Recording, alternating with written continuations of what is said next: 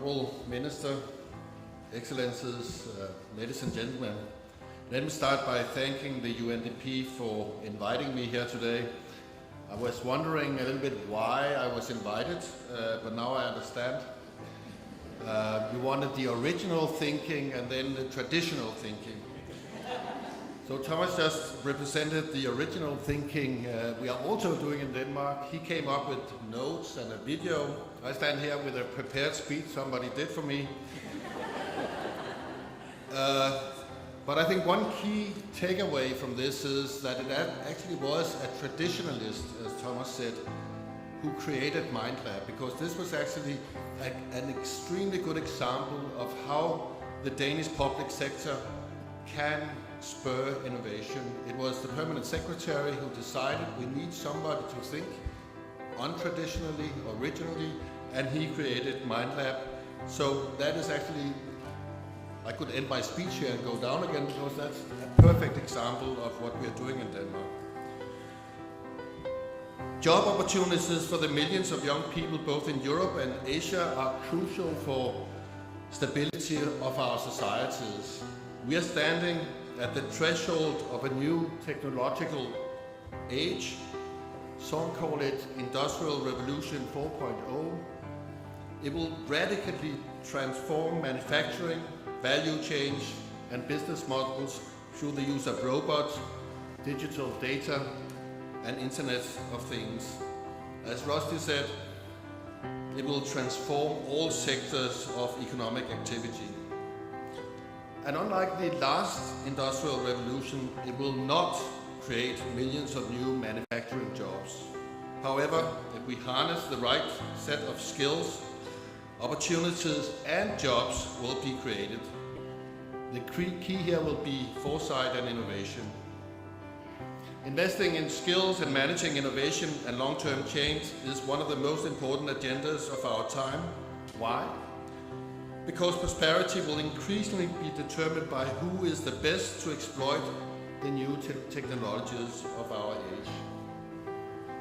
Both inside the public sector in the delivery of specific services, as well as in government policies, we need to deliver innovation-led growth. In the places where I've served as an ambassador in India, in the US, and here in Sri Lanka, governments and the public sector are under pressure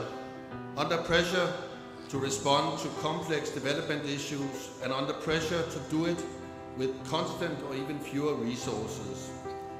This is why new expertise and new tools are needed. You just heard the story of MindLab. It's a great example of where 3 Danish government departments tried to develop government service through the involvement of stakeholders and citizens. This could never be done in a ministry, it had to be done by somebody else. And I try now to also provide you with some further reflections and examples. I'll tell you what the government of Denmark does to develop an innovative society, a society that continues to embrace and pioneer technological change. Today, Denmark is ranked number 2 in the EU Innovation Scoreboard. We are innovation leaders in Europe and around the world, together with countries like Sweden, Finland and Germany. And Denmark is also at the top of rankings for happiness for the least corrupt country in the world and the country that are best to do business. So why is Denmark ranked in the top of all these different surveys? Well, the more general reasons are government efficiency, a regulatory climate that is both transparent and efficient, a comprehensive welfare state that provides high-quality health and education for all citizens, as well as benefits for unemployed, sick and the retired.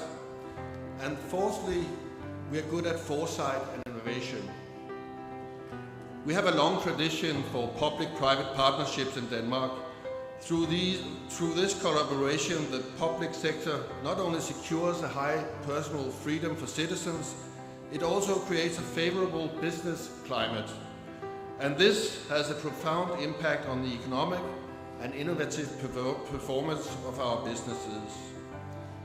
In the knowledge economy, It is not enough to invest in infrastructure or to generate demand for the expansion of production. It is ever more critical to continue to direct public resources into catalyzing innovation and to develop right technical skills. Let me give you just one example. The Danish government played a crucial role to develop and diffuse clean energy technologies. We were in a crisis back in the 70s and a lot of innovation and incentives was put in place. This led to great changes in Denmark, and we now can call ourselves the most energy efficient country in the world. In the EU. And we have actually benefited a lot from that.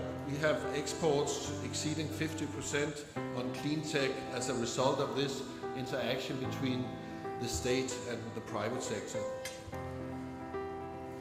For us, the knowledge and know-how are the most important raw materials we have in the competition and collaboration with other nations around the world. For many years, there's been a strong political consensus on the importance of education for the development of society in Denmark. And today we invest approximately 8% of GDP in education, much more than the OECD average of 6%. After the Second World War, Denmark pulled off one of the most impressive economic revolutions. We transformed ourselves from a nation of farmers into a modern high-technology post-industrial nation with one of the world's highest living standards. Universal access to education of high quality for all citizens, also in rural areas, has been a key to this development. Faced with the impact of globalization, we increased investment in education even further.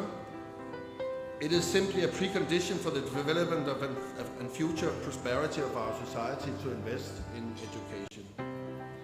Danish government has also increased public investment in science and technology, and today Denmark, as one of the few nations, uses more than 3% of GDP on R&D. However, increased public sector investment in human skills or science and technologies does not in itself accelerate societal development and innovation. Competences that generate innovation today are part of a collective activity. It occurs through a network of actors whose activities and interactions initiate, import, modify and diffuse useful knowledge and new technologies.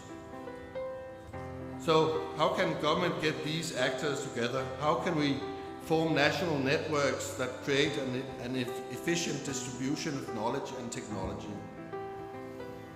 In her recent book, The Entrepreneurial State, Professor Mariana Masuta from the Science Policy Research Unit in the UK highlighted the importance of two things. First, mission-oriented state funding and procurement, and secondly, collaboration between government agencies and other actors in society. So, money and public-private partnerships. In other words, government's support for innovation can also take the form of an investment made by R&D, infrastructure, labor skills, education, and indirect and indirect support for specific technologies in business sectors. In Denmark, the government has developed a national innovation strategy. We have also established an innovation fund, Denmark, a powerful politically independent body, and this body funds research, development, and demonstration projects to the benefit of society. Moreover,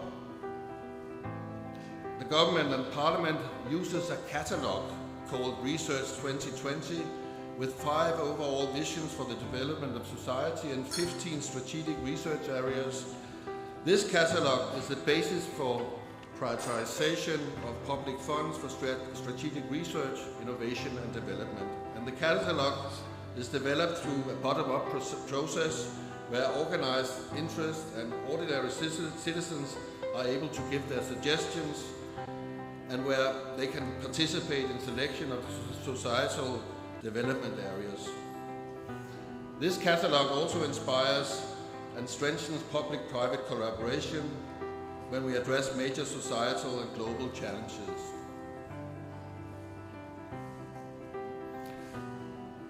As was mentioned by Bachelor, we have seen enormous change in this part of the world over the last 15, 20 years, and also in Africa.